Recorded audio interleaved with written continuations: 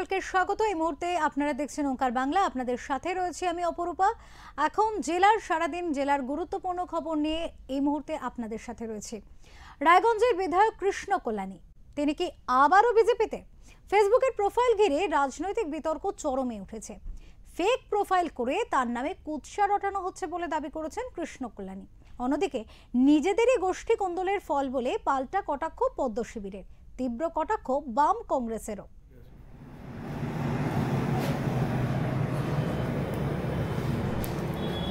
চম্পামণি high school একদম নামও শুনি। যখন আজকে সকালে ঘুম থেকে ওঠার পর আমি যখন নিজের হোয়াটসঅ্যাপ চেক করি তখন দেখি আমার বেশ কিছু বন্ধু বান্ধব আমাকে হোয়াটসঅ্যাপ করেছেন। তার মধ্যে দেখছি একটা কৃষ্ণ কল্যাণীর নামে একটা ফেক ফেসবুক আইডি, সেটার স্ক্রিনশট আমি দেখতে পারলাম। আর বন্ধুরা লিখলেন যে এটা তোমার নামে ফেক আইডি একটা আমরা দেখতে পাচ্ছি, তুমি ঘটনাটা দেখো। তখন আমি ওই তদন্ত করে দেখলাম যে ফেক আইডি সত্যি ওটা ফেক আইডি, কারণ এর মধ্যে স্টাডি দেওয়া আছে। আমি রায়গঞ্জ সুরেন্দ্রনাথ কলেজে পড়েছি, কিংবা যে প্রাইমারি স্কুলের কথা বলেছে তা ওই স্কুল আর ওই সুরেন্দ্রনাথ কলেজে আমি কোনোদিন স্টাডি করিনি, আর টোটাল ফেক প্রোফাইল ওটা রয়েছে। তো আমি সেটা দেখার সঙ্গে সঙ্গে আমি রায়গঞ্জের এসপি আর আইসি সাহেবকে সেই স্ক্রিনশটটা ফরওয়ার্ড করি, আমি ওনাদের সাথে ফোনও ওনাদেরকে জানাই। তারপর আমি একটা সাইবার ক্রাইমে আমি একটা কমপ্লেন দর্জ করাই। তো ব্যাপার হচ্ছে, দেখুন এখন রাজনৈতিক মঞ্চে যারা সরাসরি কৃষ্ণ কল্যাণীর সাথে লড়াই করতে পারছেন না, তারা এই ধরনের কারচুপি করে জনগণের মধ্যে একটা বিভ্রান্ত ছড়িয়ে দিয়ে কিছু রাজনৈতিক ফায়দা নেওয়ার চেষ্টা করছে। জানা গিয়েছে রায়গঞ্জের বিধায়ক কৃষ্ণ কল্যাণীর নামে একটি ফেসবুক প্রোফাইল তৈরি হয়, যেখানে প্রধানমন্ত্রী জেপি নাড্ডা সহ শীর্ষ নেতৃত্বদের ছবি থাকার পাশাপাশি আমার পরিবার বিজেপি পরিবার বলে উল্লেখ রয়েছে। আর এ নিয়ে রায়গঞ্জের রাজনীতি তোলপাড়। বিধায়কের যে প্রোফাইল, যেটা উনি দাবি করছেন যে এটা ফেক প্রোফাইল এবং বিজেপির বিরুদ্ধে উনি চক্রান্তের উল্লেখ করছেন, কি বলবেন?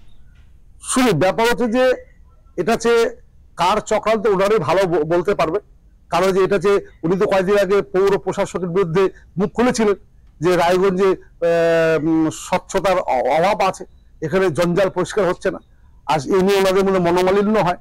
তো এখন বিষয়টা হচ্ছে কি যে এই যে ওনার যে ফেক প্রোফাইলের কথা বলছে, সেই ফেক প্রোফাইলটা এখন মানে উনি নিজেই করেছে না আইপ্যাক করেছে না পৌর প্রশাসক করেছে, ওনাদের মধ্যে গোষ্ঠী কোন আছে, আগে ওনারাই ঠিক করুক কারা করেছে। আমার তো মনে হচ্ছে ওনারই করেছে। এটা যে মিথ্যা একটা অভিযোগ ভারতীয় জনতা পার্টির নামে দিচ্ছে, ভারতীয় জনতা পার্টির মধ্যে এই সবের মধ্যে কোনো যুক্ত নেই, আর যদি যুক্ত থাকে ওনারাই আছে। তাই আমি চাই এটা সঠিক একটা তদন্ত হলে আসলে কারা দোষী বেরোয় যাবে।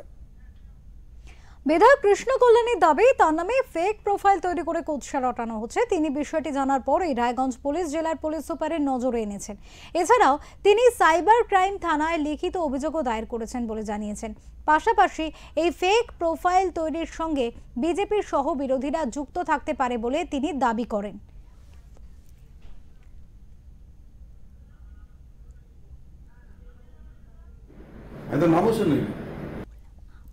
ফেক কেন হবে? তৃণমূল দলের বর্ষিয়ান নেতা, বর্তমানে বিজেপির এমএলএ সম্মানীয় মুকুল রায় তো বলেই ছিল যা তৃণমূল তাই বিজেপি। তা আমরা তো তাই দেখলাম, কেন ফেক আইডি হবে? উনি তো বিজেপির এমএলএ ছিল, তখন করেছিল আমার পরিবার বিজেপির পরিবার, এখন করবে আমার পরিবার মমতার পরিবার।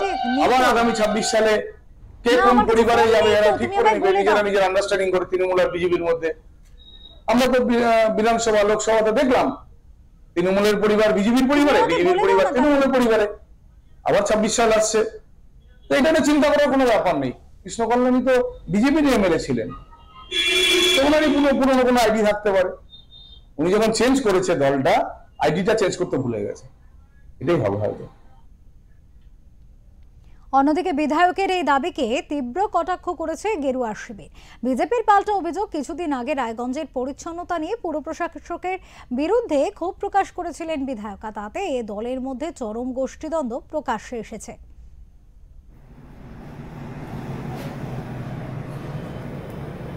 এবং ফেক প্রোফাইল হতে পারে, আমাদের তাতে খুব একটা ইন্টারেস্ট নেই, কিন্তু ওই যে যিনি করেছেন ফেক বা যারা করেছেন, আমার পরিবার বিজেপি পরিবার, এটা তো একসময় উনি বলতেন, এবং আগামী দিনেও যে বলবেন না সেই গ্যারান্টিটা আপনারাও দিতে পারবেন না, ও নিজেও দিতে পারবেন না।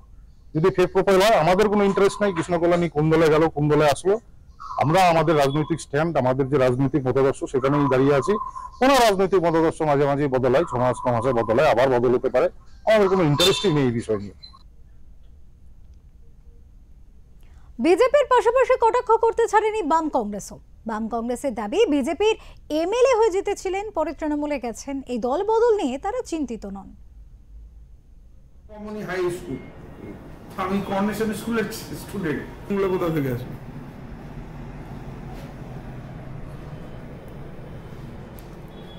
চম্পামণি হাই স্কুল, এত নামও শুনি।